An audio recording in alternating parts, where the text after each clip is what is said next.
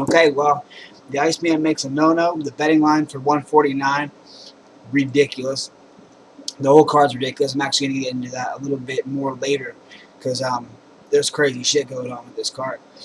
Um, Ronda Rousey had a mouthful to say on actually TMZ. She was actually live on TMZ, and she's got jokes. Ronda Rousey got jokes, and I agree. I couldn't agree more with her, and especially about the topic. So we'll see. First thing is jump right in. Um, Chuck Liddell um, fought Mauricio Shogun, who I think was after it was his loss. Yeah, he he um, he just avenged a loss to Mark Coleman. So he's 1-1 in the UFC. He got rear naked choked by Forrest Griffin. His UFC debut. He fights Mark Coleman, knocks him out in I think the third round, but he looked bad doing it. And Dana White offers him a fight right after he's done um, getting his TKO over Mark Coleman, and it's against the Iceman Chuck Liddell. Takes a fight. They fight at UFC 97, and just again and again, Shogun uses shooter box style, real aggressive, and eventually catches Chuck with an overhand right, putting Chuck in La La Land, and finished him off with a few hammer fists, and that was it. Chuck got up with a gash on his head, and he asked what happened. He said, "Is it over?" And yeah, it was over. It was over for Chuck. They didn't want to give Chuck another fight after that. He did get one more at 115 against Franklin. Franklin really did, put an end to the Iceman's career. However, he did have something to say against one of his former adversaries, and that is that Shogun, Mauricio Shogun Hua, who's ran through some of some of the who's who names in mixed martial arts, especially in his pride days when he was young. He was a kid, a baby. Um, I mean, Quentin Jackson, he blew through, literally blew through Quentin Jackson. I couldn't believe how bad he demolished Quentin Rampage Jackson. He just blew right through him. And to see John Jones blow through Shogun, wow, that's a sight to behold. That's a video that I just I can watch all day, every day. But anyway, back to the same old shit we were just talking about. So they head in this fight. It's just overhand right after overhand right. Finally catches him. He says it over, knocks out Chuck Liddell. Now Chuck says, comes out of nowhere with this quote: "Shogun will never be an MMA great." And I don't know where it came from. I don't know if someone asked him a question, but I know it was said. Big no-no by Chuck Liddell. One, I mean, he knocked you out, man. Chuck Liddell, to me, I looked up to Liddell, I mean, for years. His cool, calm, quiet demeanor hits like a fucking dump truck. You can't take him down. If you do, he pops right back up. I mean, you're not going to see him, bust out any slick submissions anytime soon, but you're going to see him knock people the fuck out. I can't wait to see the fight between Faber and Barao, 5 rounds in Calgary. And it's going to be a barn burner. They're going to throw down. The striking advantage, I got to give to Barao. The jiu-jitsu edge, the ground, I got it. I don't know. The wrestling definitely goes to Faber. The jiu-jitsu go to Barao. Muay Thai, um, Barao. Yeah, I mean, more things would favor Barao, but I got to stick with my guy. I'm going with Urijah Faber.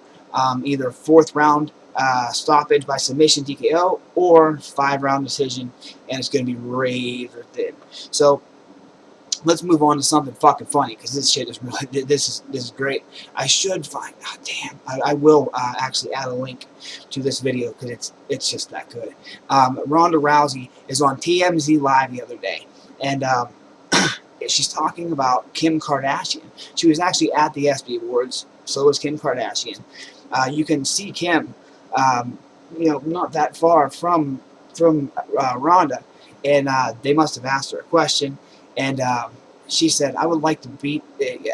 I would really like to beat her up. I'd really like to." Wait, let me see if I have the quote. Do I have the quote? I hope I have the quote. Oh yeah, it says, "I want to beat the crap. I would love to beat the crap out of her." She's a glorified porn star that's selling Skechers to 13-year-old girls. I just don't see any.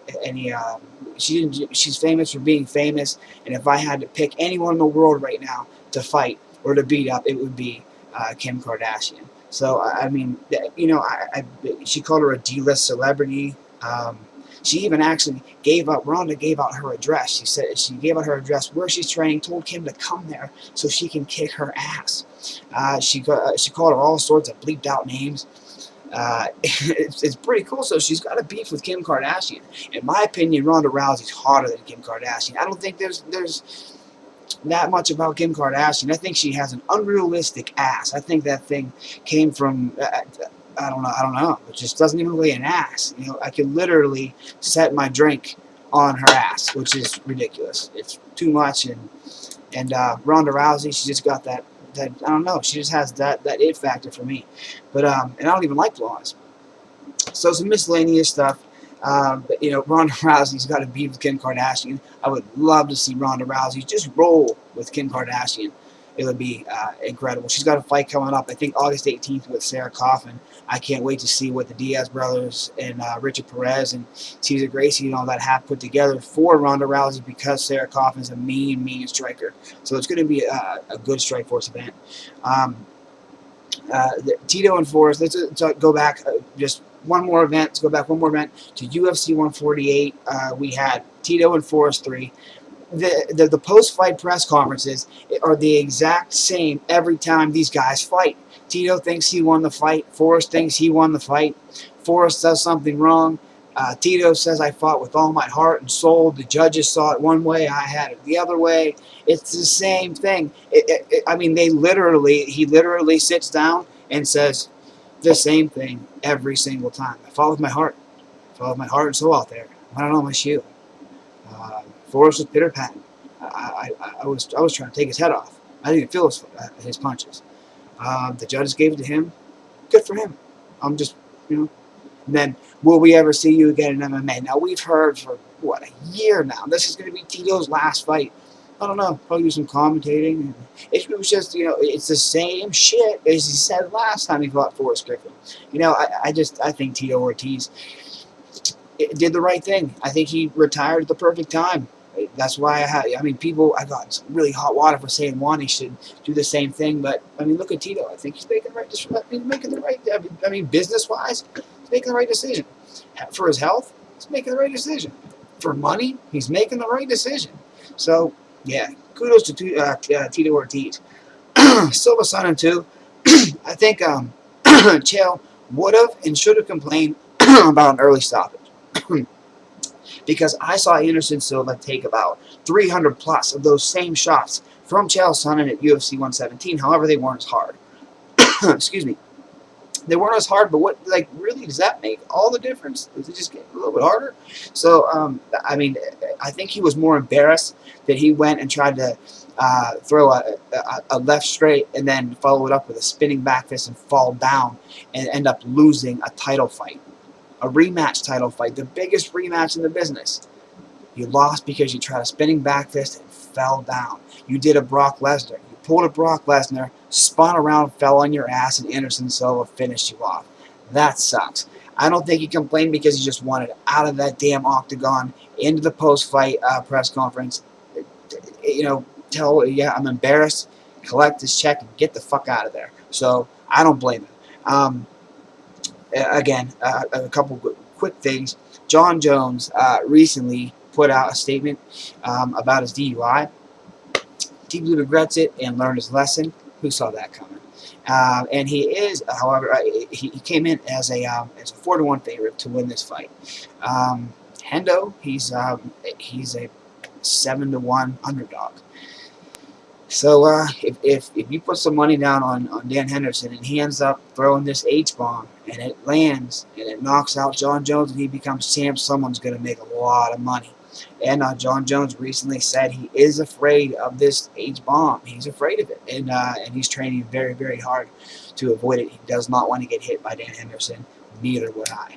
That's going to wrap it up, guys. I mean, I'm going to put the Ronda Rousey link at the bottom. The shit's hilarious, the stuff she's saying. I agree with her every step of the way. I hate people that are famous just for being famous, especially people that are famous for being fucked on film. So that's it. Paul Silva Nation, that's Ray MMA, and yeah, you guys have been hit.